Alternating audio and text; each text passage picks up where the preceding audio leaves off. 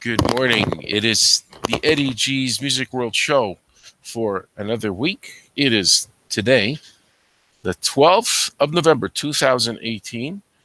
And I'm going to go for an hour. I'm going to find things to discuss. The first thing on the list is to discuss the upcoming concerts that I'm going to be going to. I have spent a fortune and I'm going to be spending more. I mean, I'm laying out money for people who don't have much money or people who will pay me back in the future.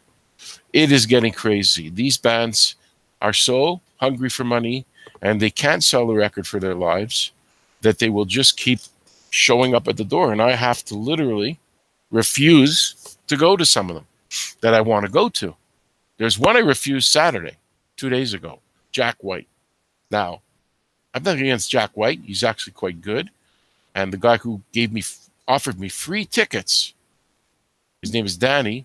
I didn't go, even free, because I would have spent at least an hour getting to a metro station, then 45 minutes on the metro, and then gotten there in time. So we're dealing with pretty much 2 hours. 2 hours if you're lucky.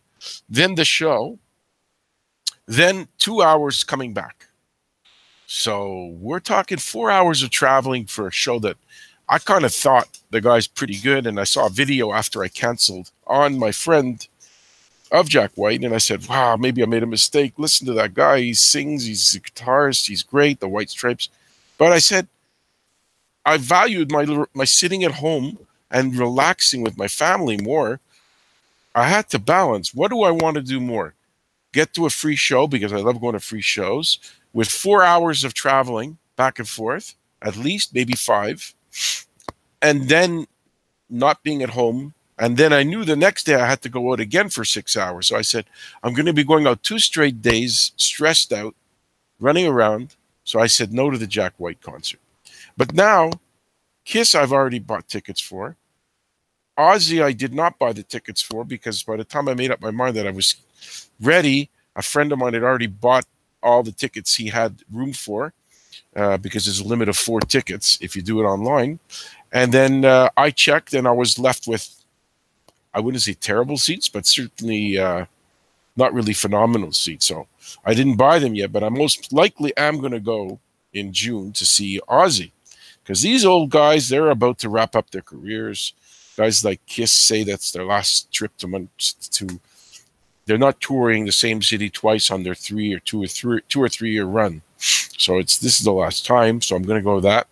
Ozzy's tour is called No More Tours instead of No More Tears. So he knows how to milk the system better than anybody.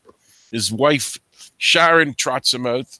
He's practically in a coma, the guy, and tosses him on the road for probably a year or two to make more money. So I'm not saying the guy's not talented. I saw him in 2014 with Black Sabbath, and he's still pretty good singer, but there's all kinds of stories about backing tracks. Maybe there's notes he can't hit. There's a guy behind a curtain singing the notes or a tape of him singing a note or something. So there's little games going on with Ozzy's voice, but I'm pretty sure the guitars are usually either Jakey Lee or Zach Wild. One of those 2 guys are great guitars, so I'm going to be getting that. So, okay, I'm going to end up going to it. I don't have tickets in advance because the tickets are going to be like what's left to the public to buy is subpar. It's like 4 sections away from the stage or too high or whatever. So I'm going to wait for the night of the show or maybe look on the internet and buy something decent. And then the third one, just as I was just getting over the fact that I have 2 shows to go to, where do I see Iron Maiden's name pops up on the website for the concerts in Montreal, Evenco? I said to myself, why are all these guys coming? I'm going to be broke. So I've got a show coming up for Iron Maiden. I'm laying out money for 3 different people. Two of them will be paying me pretty fast or pretty, I'm pretty confident in them paying quickly. And the third person is the guy whose finances are not in good shape. He did pay me $100 this week from a show from August 2017, Guns N' Roses, where we were like a mile away. So that's my my little complaining session for this week. Now I am going to go and see about continuing the top 500 albums of all time. Let's see if I can find that. Probably on here, 500 greatest albums of all time. Now, do I remember what the last album was? Well, you know what? I should, but I did not write it down. I pulled a few lazy moments, so I'm going to have to go by memory of what the last one was. Okay, I'm looking at the Drifters, Elton John. I did that one. Los Lobos, I did that one. I think I did Love It to Death by Alice Cooper. APMD, I did. John Prine. Amy Winehouse, I definitely did that. And I'm going to see what's next. Big Star, I did. So we're at 448. Synchronicity, I did. Sorry for being unprofessional. You know what? Like an Eagle, I did War. Color. Let's go with Devo. And if I did it last week, then it's okay. Nobody will be upset that I'm doing a second review of the album that I did the first time. Devo, question. Are we not men? Answer is we are Devo. Now, Devo was a band that, like, when they came out, I was a little intimidated by them because they acted like really strange on music videos and dressed in freaked out costumes and looked very scary. And I remember not seeing them because I thought they were too strange for me to see live, and maybe maniacs will be in the audience. And it just had a very bizarre style, like the Residents, who I did see later on. But in 1978, I guess I was too scared of these guys. I didn't go. They ended up having 2 or 3 hits, and one of them, Whip It, has been used in a lot of commercials. And Mark Mothersbaugh has written soundtracks to films, so they've really, at least Mark Mothersbaugh, has had an amazing career since Devo stopped selling records, which is at least 30-something years ago. I know one of the members of Devo, when they're not touring, I heard that he works in a hardware store or some kind of big box store or whatever, just to pull in a few bucks. So I guess Devo doesn't tour enough for him to make a living on that. So let's assume I didn't do Devo last week, and now I'm doing it to make up for it. Here, next one, Suicide. Now, I've heard of the group Suicide. They're from New York, but to offer more than that as reviews of the album, not likely to be able to come up with anything really, because I did not really look into this band, and I can say that I will, but I doubt if I actually will start listening to this band so I can learn about them. They're almost for sure not around anymore. If they haven't made a mark in 40 years of any great commercial success, 90 times out of 100, these kind of groups just disintegrate. And they drift off into other bands or other careers, or maybe if they can find a way to get 100 or 200 people to show up at their shows, they can make a living. But other than that, there's not much left. Number 440 is a band called The Pogues. I remember them. They're these Irish guys. I believe this is the band. Shane MacGowan is the singer. Kind of a rough style. He has those broken, busted up teeth all those years I've seen him. Very punky. Folkish too. Elvis Costello produced them. They have a very big following in Ireland. But to be honest, the Americans never really gave a whole lot of interest to them. I know the name, and I've read about them for years, and I've heard a couple of their songs. So they did make a mark, but not a massive mark. But they're from another country, and in Ireland, the most famous band was U2. So not a ton of other bands from there that became very, very famous. But it's not about fame; it's about the quality of the music, and I seem to remember they had good quality in their music. Okay, this is Eddie G's Music World, and we're moving into the top 500 albums of all time, according to Rolling Stones, and we land on number 439, a live album from Sam Cooke, from live at the Harlem Square Club, 1963.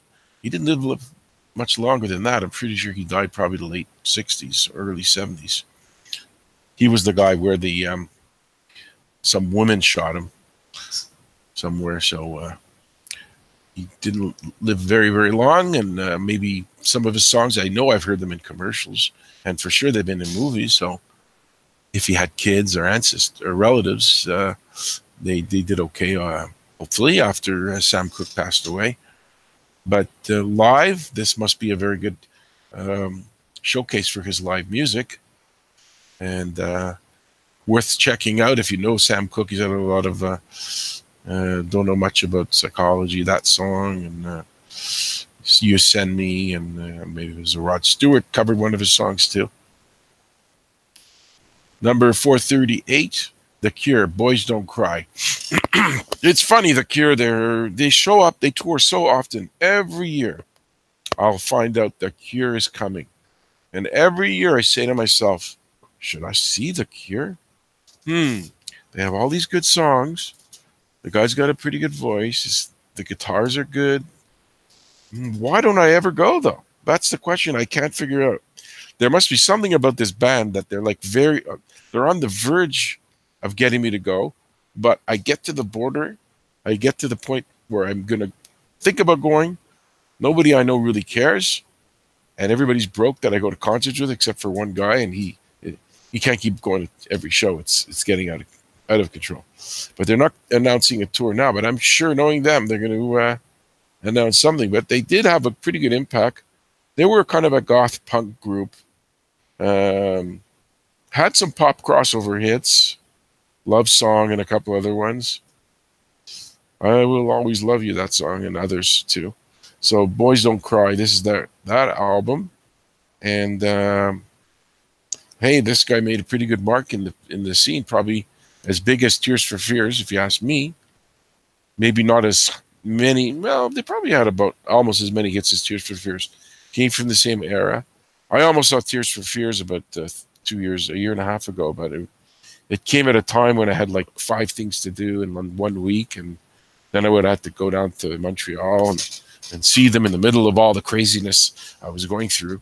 So I just didn't go to see Tears for Fears either.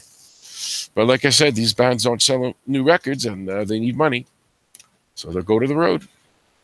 Lil Wayne, my first instinct to say, he's rap, but I don't like that very much. But I actually listened to 2 or 3 of his songs, and his rhymes are quite creative. So he puts thought into some of his stuff. I'm not going to say I'm an aficionado of Lil Wayne. He's one of the top 5 rappers success-wise. He's been in jail. He's got all these kids, that kind of guy. I'm not going to put him down as saying that he's talentless, because he is talented. But it's just never been anything that I really spent a lot of time listening to. But if somebody rhymes well and puts together rhymes, then I give him credit for being a good lyricist, at least. Not sure what he contributes to the music in any way, if anything at all. Maybe he does, maybe he doesn't. And his voice has never been anything that really appealed to me in any great way. But here he is, one of the more successful guys in that, in that business. So how did he do it? And he gets all these women, and he's the ugliest son of a bitch I've ever seen. He's got these dopey teeth. He looks like he's crawled out of a cage, like an animal. Short, wears his baggy pants. He's ugly. I mean, I don't know what else to say about the guy. But probably has like 6 kids. Women probably knock his door down weekly to get to him. I don't know, but there's something about a guy who has a bad attitude and rough looking. These women, they go for this guy, and I'm telling you, I have nothing against black people. There's some very good-looking black people out there, but this guy's not one of them. Next, 436, another guy who's been, he had the song Loser and 2 or 3 more, and he's always hanging around, like Beck, that's his name. Sea Change. Let's see if I'm trying to remember if this is the one with all the more popular songs on it or not. 2002 it came out. So that was probably one of his, I forget what the song was, but he had a couple of good songs, Devil's Haircut maybe, and there was a few other ones that I don't remember. But he's a guy that's you've got to be considered. He's got to be considered an alternative heavyweight, like not overly heavy. His music, kind of, I would classify it as just like soft pop with some alternative twinges to it. He's got the sarcastic, funny voice that he uses, and seems to be working for him. I mean, he's been to the Bell Center, he's been to Laval's arena. So if a guy can pull off a few thousand people, obviously his popularity is still intact. Loser is the one he's mostly known for in the 90s, which is a good song, but kind of overplayed on the alternative channels. So don't really need to hear that in any way over and over again. Okay, we're going to get to number 435. Let's see if I can guess. Who haven't we heard from for a while? Will it be that jazz trumpeter? Let's go with the black jazz trumpeter. What's that guy's name? Guy's broke all the time. Let's see. Nirvana. Well, certainly not the black trumpeter. Okay, this I believe was their second one. And he had all those, moody songs that Nirvana is best known for. Kurt Cobain wrote probably most of the words and music in the band. And this one, like I said, I believe it was a follow-up to Smells Like Teen Spirit album.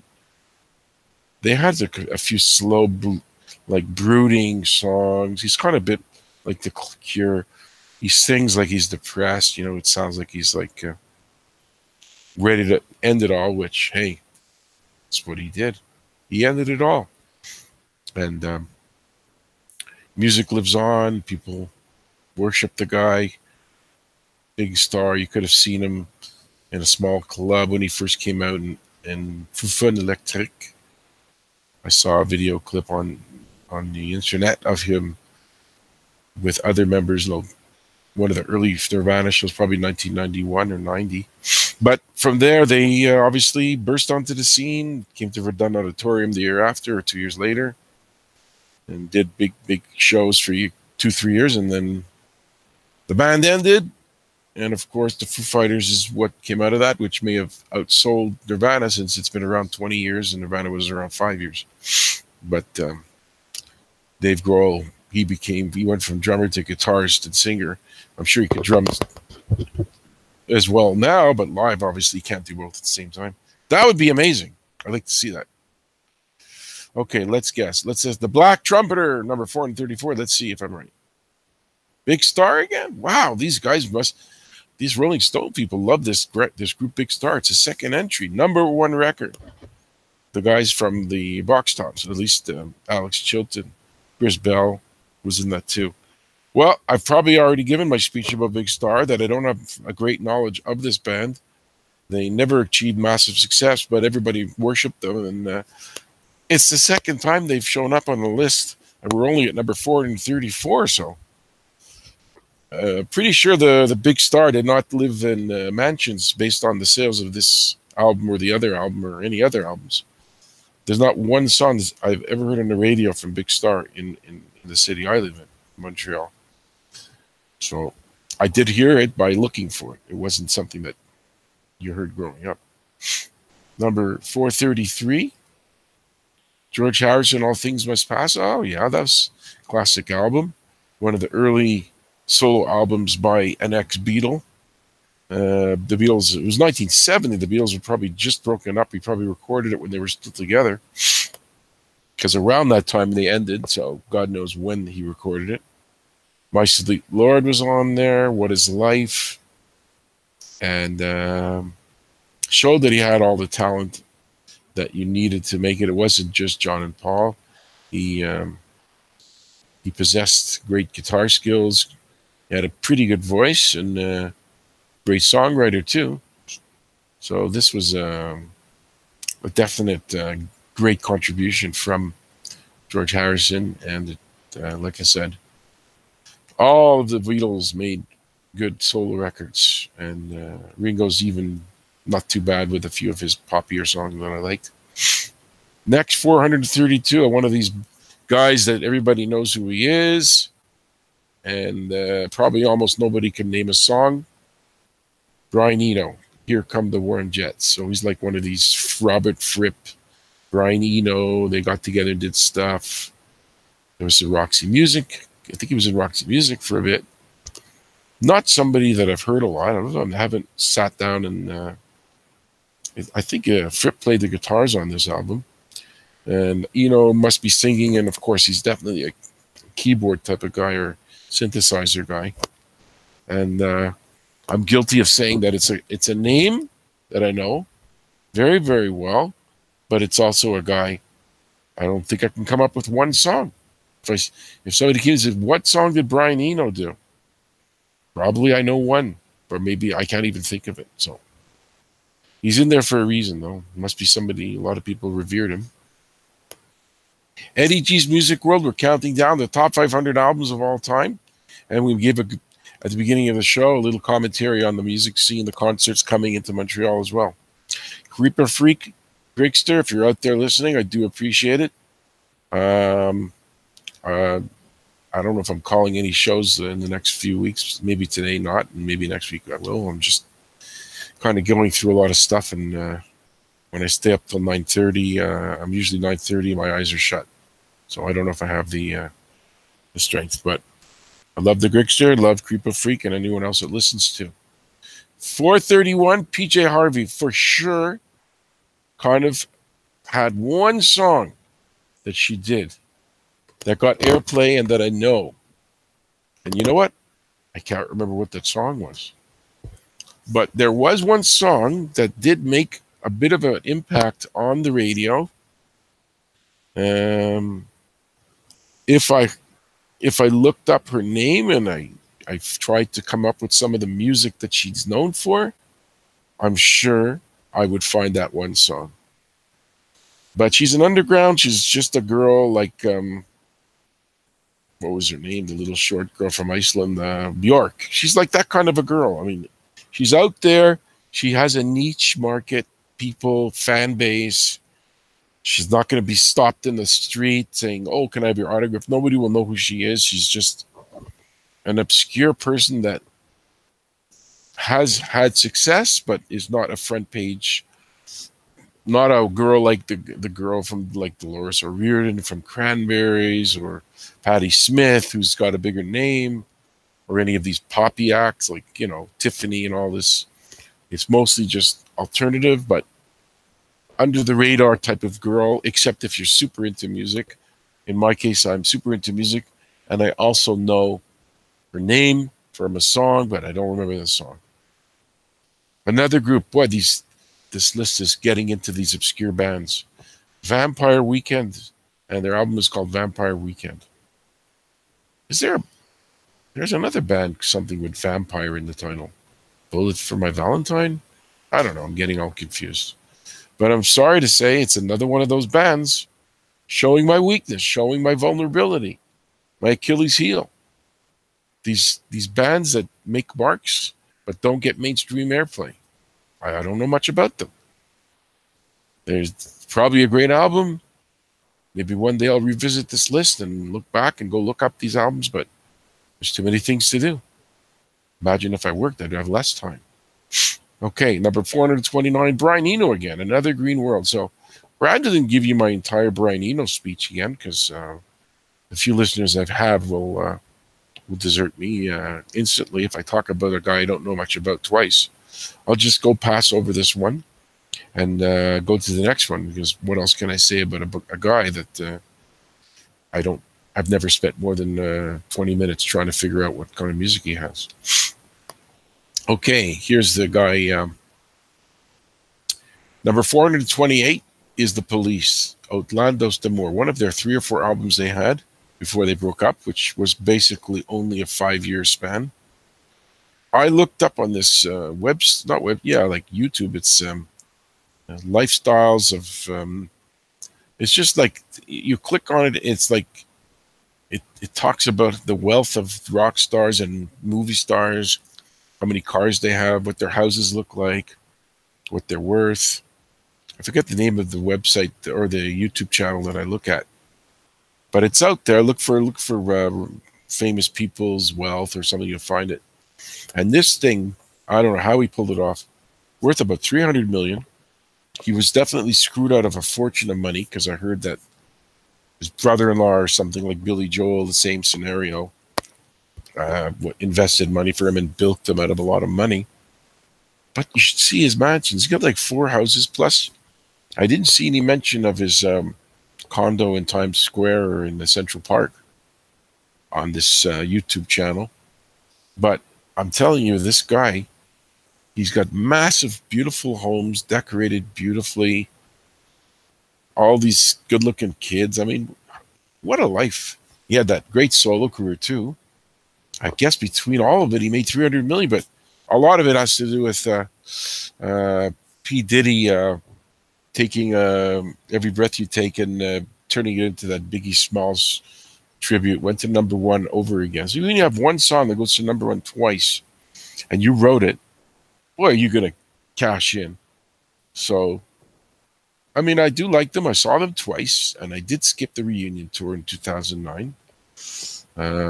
I didn't see any reason. The first 2 tours that they were on that I saw, okay, Synchronicity wasn't out yet, so I didn't get to hear that album live. But Next to You, Roxanne, this was on this album, and that might have been their first, and I did get to see those 2 tours. I know there's a resentment with Sting and the other 2 guys, Andy Summers and Stuart Copeland, because they didn't write much, or if anything, and none of the popular songs. So obviously when the check rolled in, Sting got the lion's share of it, and these guys got smaller pieces of it. But, you got to respect them. He's a hardworking guy. He plays bass. When I saw him live twice, he had this massive bass, stand-up bass. Plus, he had obviously the smaller one that you put around your neck to play live.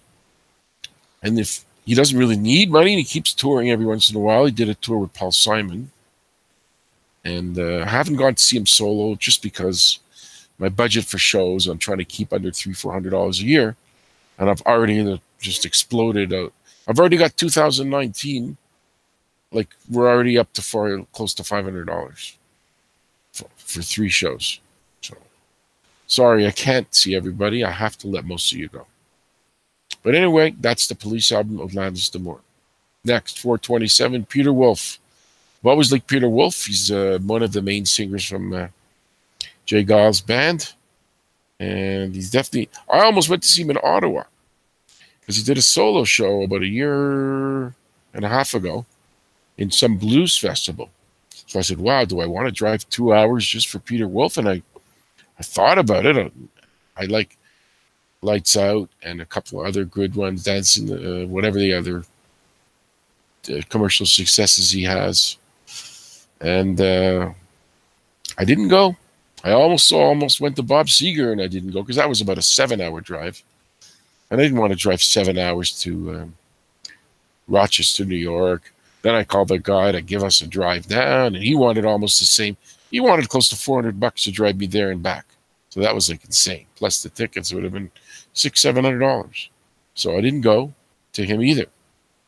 So, because I've never seen Bob Seger, and he's the last time he was here was probably the early 80s. But I don't know if any of the hits that he has, Peter Wolf, is on this. But for sure, Peter Wolf, I like his style of voice. He on this album was Mick Jagger contributed and Keith Richards. The album's called Sleepless, but I'm not sure. I think this might have been a little bit after the hit records that he had. And Jay Giles is pretty much not around anymore, so Peter Wolf has to do solo tours. You're listening to Eddie G's Music World. We are at number 427 of the top 500 albums. Peter Wolf, Sleepless. Next, can I guess something? Who haven't we heard from that's going to be on here? Let's say Bob Dylan. Cheap Trick. Well, I didn't think of that one. Well, that's an album I went out and bought when it came out in 1979. They had a bit of a following before that, 2 or 3 albums in color, and which was on this list too, and a couple of more. And they, of course, this was their biggest album up to that point. At Budokan, live Japanese. They were huge there. And then they actually got bigger in the United States and Canada and other countries because of this live album. I remember they went from not underground, but kind of like a bit of popularity to like massive in like a year. Because I had a friend that introduced me to Cheap Trick and played all their earlier albums for me, lent them to me, and then as I'm getting into this band that's not well known, didn't get airplay in Montreal, and then all of a sudden this album comes out and they go everywhere. Live Surrender, live I Want You to Want Me. This is after Peter Frampton's Come Alive, so live albums were just starting to get big then, and this is their first American hit. You can hear the Japanese schoolgirl screaming.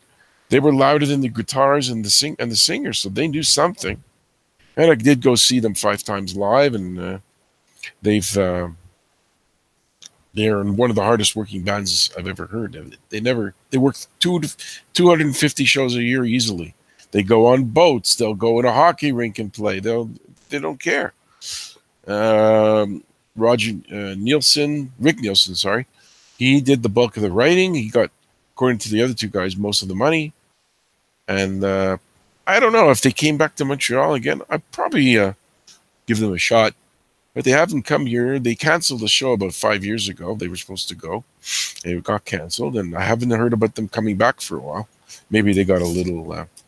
I think ticket sales were a little soft for the show, and they came up with some scheduling excuse.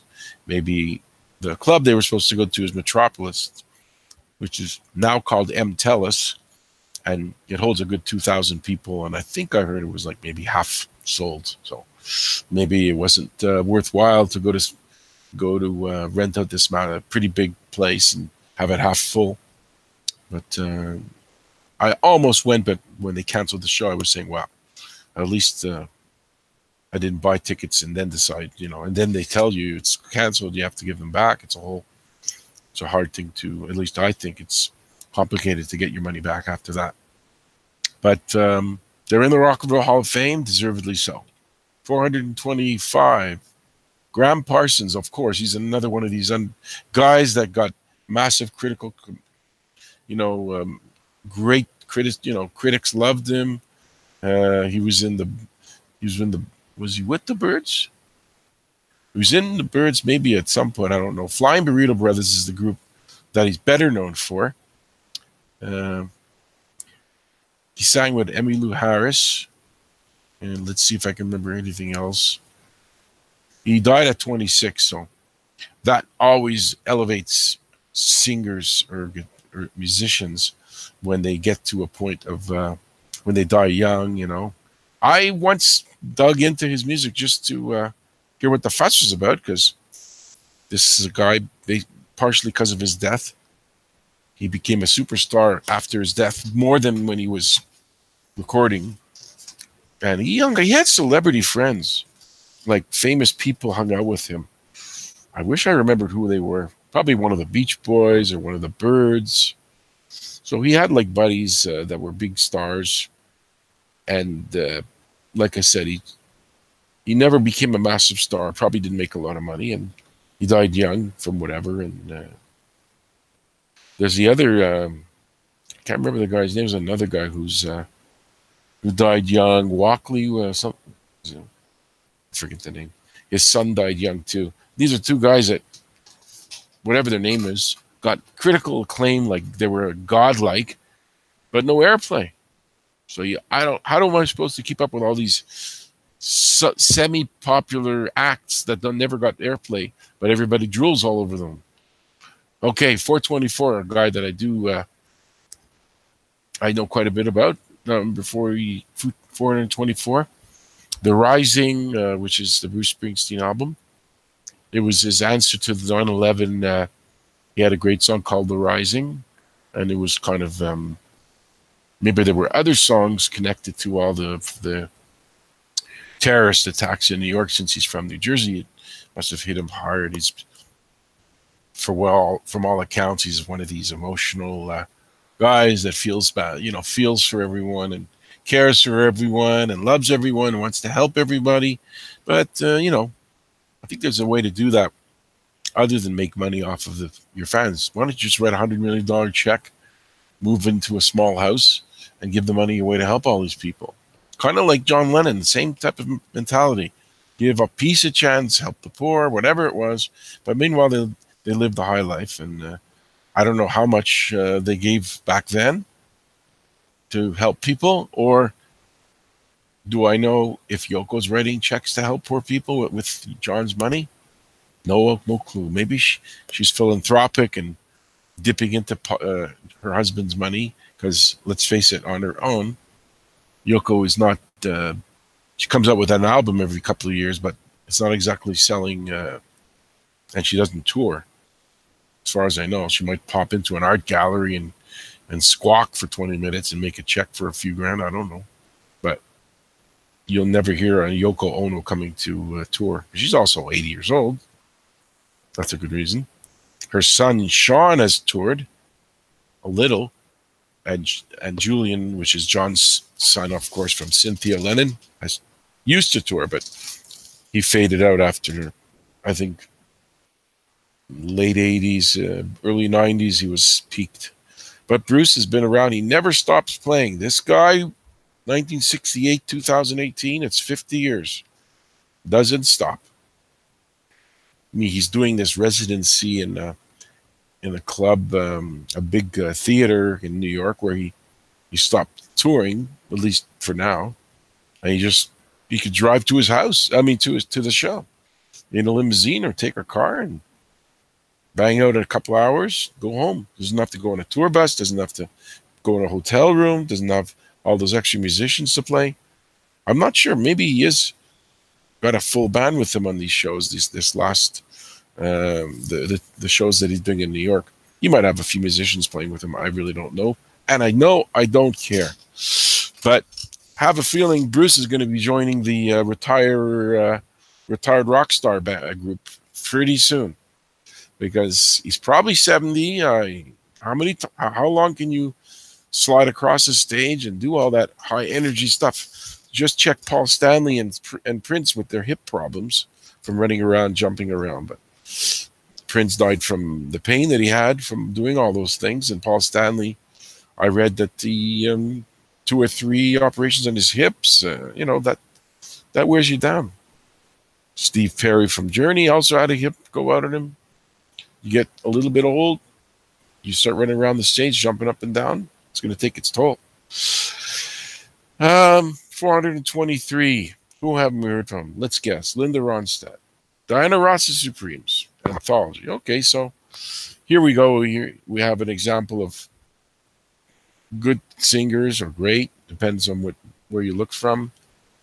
They're not writers of music, unless Diana Ross wrote stuff later on, or I'm pretty sure Berry Gordy had his writers, was it Holland Dozier Holland, I think, crack out all those catchy hit songs. Diana Ross had a great voice, but there were other girls in that group, Florence Ballard and another one, who sang great too. But When You Sleep with the Boss, which Diana Ross was doing, Berry Gordy, you get to be the lead singer of the band, because maybe there's something about the fact that you're sleeping with the guy who owns a record company gets you a little extra attention. She has a kid with Berry Gordy out of wedlock, since they never got married. And she's also famous, well, not famous, but I know this about her. She, Gladys Knight and the Pips were on tour with them, and the audience was a lot more excited by Gladys Knight and the Pips than they were Diana Ross and the Supremes on the tour. So she called her boyfriend, Berry Gordy, and said, can you take Gladys off the tour? She's a little too popular for me. And Gladys Knight was kicked off the tour, which cost them money and exposure and everything. And I find that a little scummy, low-class thing to do. But they actually talked about it later on, I heard, and maybe Diana Ross either apologized or just kind of smoothed over the incident. And I actually came very close to see Diana Ross about 1.5 years ago. She came to the Bell Center. But because I remember hearing what kind of a bitch she could be, maybe I don't know her, so I shouldn't say that, because I don't know her. But I don't know. There's a few bad things about her, like you can't look her in the eye if you see her. She's got people that tell you to look away, and these are things I've heard about her. I didn't actually go to see her, but I kind of she merits being seen live because of all the contributions she's had. Diana Ross and Supremes, and Diana Ross on her own, and the duets with Lionel Richie and whatever. She's contributed a lot. Her voice is pretty good. But then I said, why would I contribute to someone who's such a mean? But then again, how do I know all the other bands I've seen are not mean too? Maybe Phil Collins is mean. Maybe he kicks people. And I saw him 5 times at Genesis, twice on his own. I don't know. But I didn't go, and then I heard it. She only did a 60-minute show, and it was like nonstop. You know, she cracked out at the hits, and no, I don't know if there was an encore or not. It's not important. And it was a very short show, so I would have to go for an hour and change ride in my car in the metro for an hour show. But I could say, oh, I saw Diana Ross. I mean, a legend and all that. But it's one of several shows that I've almost seen that didn't. You know, it's too. I don't have enough energy to keep up with all these acts that pop into town to pick up a few bucks. 422, Eddie G's Music World Countdown of 500 Best Album. Ronettes. Okay, here we go. A lot of hits out of those girls. Ronnie Spector, worked for Phil, married Phil, divorced Phil Spector, and Phil, an old man sitting in prison for I don't know, if you listen to him, the woman, forget her name, was playing with the gun, killed herself by accident. Or if you think the forensics and all the examiners and the legal system says he shot her. So of course Lana Clarkson was her name. You're gonna have to go with the legal system since there's been no successful appeal. There was a hung jury, I think, and then it went back into the court, and now he's probably close to 80 years old. He's probably going to die in there, or maybe they'll let him out at 90 or something if he's alive. But the Ronettes were part of his brilliance. Be My Baby was big. Other songs too. I saw Ronnie Spector live. She came on stage during Eddie Money's song where he did Take Me Home Tonight, and she did a partial singing with Eddie on that record. So that was about 30 years ago, but definitely Ronettes were part of Phil's group of people that he used, like Sonny and Cher. Even though Sonny and Cher together, he didn't record them. They asked for him to do it, and then Sonny went elsewhere when he refused. But Cher did background vocals. Sonny did some grunt work for Phil Spector, some studio work. He wasn't much of a singer, so I can understand. So that's 422. The Ronettes, Presenting the Fabulous Ronettes is the album. And it was on the record company called Phillies, which was owned by Phil Spector. 421. How about a country star? George Jones, let's guess. No. Various Artists, The Best of Girl Groups, Volume 1 and 2. So it's 421, and the girl groups compilation. And on it is the Shirelles, who I met, Shirley Austin Reeves, at an oldies show. Talked to her a bit. Shangri-La's, they had some songs, Leaders of the Pack. Shirelles were mostly known for We Used to Love You Tomorrow, plus another 6 or 7, 1 or 2 written by Carole King. I'm curious to know which girl groups are on here, but I haven't. It's volume 1 for sure. Shangri-La's and Shirelles, and I'm sure there might have been more. Maybe one day I'll look into that. Number 420, Buddy Holly and the Crickets, the Chirping Crickets, 1957. Another case of a guy who died young, made him more popular for it. He was 21 when this album came out, and he only lived 2 more years, so 23 and change, that's all he lived. But there were great songs off of it. That'll Be the Day, Oh Boy, Not Fade Away. Pretty sure it must be the same song the Rolling Stones covered, Not Fade Away. Yeah, I'm sure it is.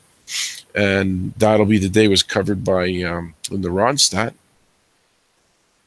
So if he wrote that, his widow made a lot of money out of that. But I think his widow just died. I don't know. I have a feeling I remember hearing that lately, that Buddy Holly's widow died. Was it Peggy Sue? I guess so. Was that her actual name, or maybe just a song about her and use a different name? I don't know. It doesn't matter. And he died on my birthday, February 3rd, but a year before I was born. Number 419, Portishead, Dummy. Okay, I remember there was a woman I knew that liked Portishead. And seemed to be a band that got a lot of female interest for some reason. There are bands like that women seem to like. And I think this was one of the bigger ones.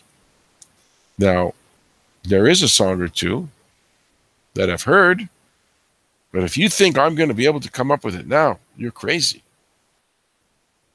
I can't tell you much about it. But the fact that they made this list is impressive, and they're high enough up that somebody listened to it more than me. And are they still around? It's a good question. But I definitely have heard of this band. Next, 418. Paul McCartney and Wings, Band on the Run. Well, no surprise that he's on here. He's obviously, that was his third or fourth album. It was related to his Nigerian trip. He made the album in there. I seem to remember he was in prison for something that was done. I don't know what happened with that. It's all out there. Denny Lane was in this band. He was from the Moody Blues. He sang Go Now. Band on the Run was on this, the song, number 1. Jet was top 10. It's a massive album, and you couldn't turn on the radio without hearing Band on the Run, like probably 5, 6, 7 times a day on pop radio. Probably sold 7, 8 million copies. You know, is there anything I have to say about Paul McCartney that you don't already know? I know you know it all. There's not much to say about a guy who's that famous, and every step that he's taken has been covered over the years. So, yes, I'm a fan. Saw him twice live. Both shows were average due to the fact that I was far away, lousy seats, too many people in the first show, live, outdoors, Quebec City. It was like a sea of people. And it was uncomfortable, hot and crowded and cramped. So unfortunately, every time, and then I see him a second time with my cheap friend that sits in so high that I swear to God, I actually touched the ceiling of the arena that I went to. Because my cheap friend that didn't want to spend an extra $80 to sit with every normal person. 417, U2. This is the album Boy. Could it be the first album? Not sure. This might have been, yeah, this is the one with I Will Follow and Edge's signature guitar. We all know and love very well, and he's known for it. They're from Ireland. A lot of their music seemed to be about the experiences of Ireland, and they were obviously, if you, whatever category you find for them, they're not punk, they're not new wave. They're kind of unique. Nobody sounded like them except Simple Minds a little bit sounded not like them, but you kind of think of them at the same time as U2. So I remember when they did come out, there was they came to a small club. It was called the Spectrum, which has now been demolished. And one person, I worked at a radio station briefly at the time, and they were saying, they're going to see U2. And I said, yeah, I've heard of them. They were like a brand new band. And she didn't ask me to go with her, unfortunately. So it's not like I turned her down. She just said she was going, and nobody else really. I never pursued another friend to go with it. I just never went.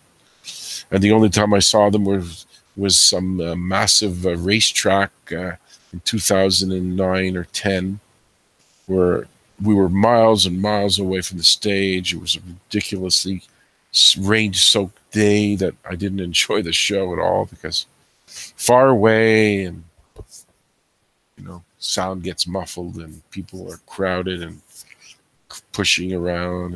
I'm not doing those shows anymore. Here we go, number 416, Tom Waits' Mule Variations. I wonder if this is the one. He definitely has a couple of songs that I know. his distinctive rough voice. I know that Tom Waits sued somebody for looking like him in a TV commercial. I think he won the case. And the most successful thing he did was write Downtown Train, because financially it worked out amazingly for him due to the fact that Rod Stewart took that song and made it a huge hit, and Tom Waits wrote the song. So if Lemmy's account of how much money is made by writing a song that another artist covers and makes a big hit, since Lemmy wrote Mama I'm Coming Home, co-wrote it, and he said he made a ton of money off of that. Pretty sure Tom Waits is happy Rod Stewart covered that song of his, or recorded it. I don't even know if Tom Waits has a version of it, but probably he does, Downtown Train. Well, they're talking about other songs that are on this album. Hold On, House Where Nobody Lives, and like I say, he's acted. He's kind of been around for a long time, and he's like one of these guys that known for his uniqueness and doesn't have to be a household name to have done very well in the music business. We're heading towards the final section of Eddie G's Music World Top 500 Album Countdown. I mean, I'm not at number 1 or anything, but I'm saying that the show's going to be over in about 8 minutes. Van Halen. Okay, first album, number 415. Well, Eddie was a guy playing guitar since he was like 10 years old or 9, and I did see them live 2007, where he turned his back on a couple of songs. He didn't want people to see his technique, because he's like this god of guitars and mystical guy, you know, had a disease. He's very like reclusive. There's talk about, you know, maybe since they're coming up to 40 year, like it's 40-year anniversary since they started coming up with records, that you would think there would be some kind of big splashy tour, but nothing's been said. Maybe it'll happen with my luck. They'll come back, but I don't know if I'll go, because I mean, I'm kind of keep sending money. My kids are eating me out of house and home. My wife is not demanding. I'm not spending a fortune on her, but I can't keep popping $200-300 out every time a guy shows up. I might have to actually back away, but they're not coming as far as I know. So, but this album had Running with the Devil, Ain't Talking About Love, Eruption, and catapulted them into superstardom. And of course, known for their vocalist changes, like back and forth. But the last incarnation had David Lee Roth.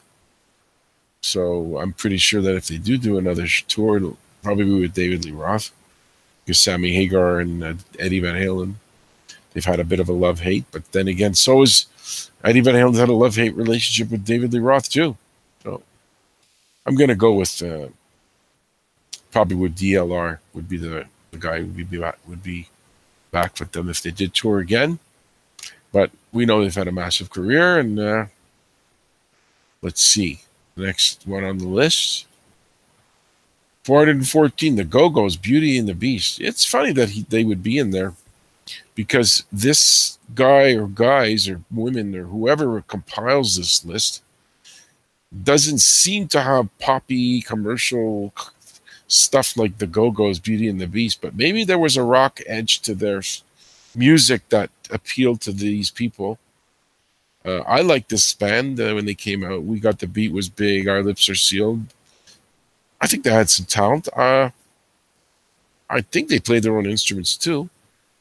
But, you know, maybe it's one of those Monkees things where some songs they played themselves and sometimes other people. But I think they were the main musicians on here. And Carlisle had a couple of hits after that. Kind of a little tiny bit of punky new wave style mixed with pop and a bit of rock. Easy to love songs, you know.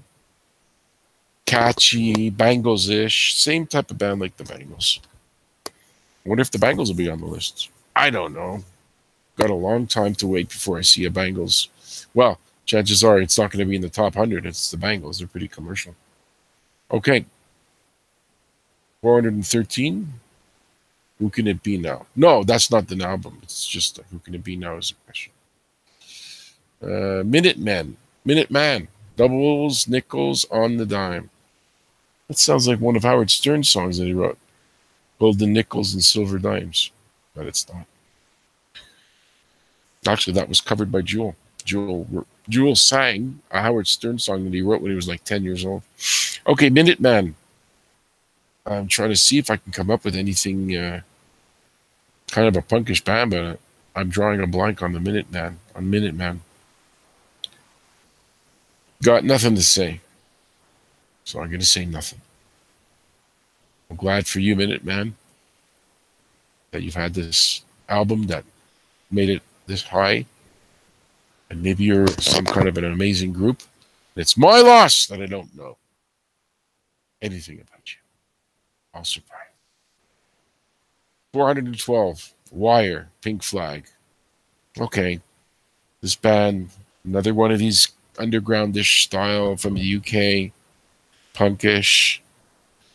Guaranteed if I went and sat around for an hour and listened to their songs, I'd recognize one or two. It was like one of these influential bands. The influence Sonic Youth and REM. So they must have influenced them. But I don't have a lot to say about Wire. Okay, here's a guy. I got a lot to say about him because he's a huge star. I just looked him up and saw all the houses he has and the money and fancy cars. Eric Clapton, 461 Ocean Boulevard. I think that was one of his houses he lived in. He had drug problems, and I think he had returned from his heroin addiction. He had just finished his rehab, maybe. And kind of bluesy, tribute to Robert Johnson, Elmore James. I Shot the Sheriff was the commercial song that he had. And I remember that coming out, being played quite a bit on the radio in 1974. It weird in the sense that it was kind of unique, you know. It reggae tinge, but here's a British guy who's not really a reggae type of guy. Takes a Bob Marley song, and the song is meaningful to Bob Marley, maybe. Maybe it meant something to him based on growing up in Jamaica. Must have been some. I'm not going to dismiss Bob Marley's talents and say it was about nothing. But if you listen to Eric Clapton sing the song, it doesn't make much sense. He shot the sheriff, but he didn't shoot the deputy. It sounds childish and it's nonsensical. But look, Eric Clapton's a huge successful guy. He covered it. It went to #1, and I'm obscure. No success in music or radio, so I think he knows more than me. Here's the last one for the week. 410, Bob Dylan, Time Out of Mind. Well, of course, everybody knows about Bob Dylan, and I've said quite a bit about it. It's produced by Daniel Lanois. I'm going to go with the fact that I think this guy, he also did some YouTube production too. Was there a big song on this? No, because I'm looking at a couple of songs that are from this album, and the names don't mean much to me. But as far as Bob Dylan goes, the guys probably have 35 records, and I'm sure I could come up with 15 songs out of like 500 of them. So it's not surprising that I wouldn't know a whole lot about an album of Bob Dylan, since he's produced so much music, and I only know the most popular ones pretty much. So that's it. Eddie G's Music World has come to a grinding halt once again for the 12th day of November of 2018. This is my time capsule. You might dig me up in 50 years and listen to it and maybe get some enjoyment out of it. And for now, I am going to sign off and find my buttons to press. And thank you for tuning in, and I'll see you next week.